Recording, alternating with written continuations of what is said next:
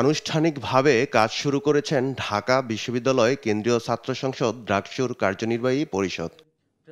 রোববার সকালে ডাকসুর কার্যনির্বাহী পরিষদের প্রথম সভায় বসেন নবনির্বাচিত নেতারা। পরে সংবাদ সম্মেলনে তারা জানান, সভায় ডাকসুর নির্বাচিত প্রতিনিধিদের মধ্যে ভিপি, এজিএস সহ ৫ জনকে সিনেট সদস্য মনোনীত করা হয়েছে, যা গেজেট আকারে শীঘ্রই প্রকাশ করা হবে।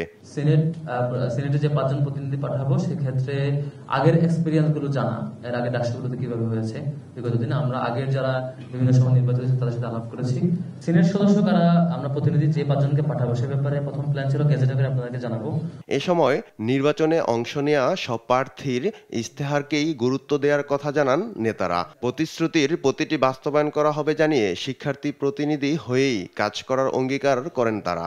আমরা আশা করছি আমরা যে কমিটমেন্টগুলো দিয়েছি প্রত্যেকটা কমিটমেন্টে আমরা বাস্তবায়ন করব ইনশাআল্লাহ, এবং এর মাধ্যমে জুলাইয়ের শহীদদের আকাঙ্ক্ষা বাস্তবায়ন হবে, আমাদের শিক্ষার্থীদের যে প্রত্যাশা সেটা বাস্তবায়ন হবে। আগামী ১ মাসের কর্মপরিকল্পনা তৈরির কাজ চলছে বলেও জানান ডাকসু নেতারা।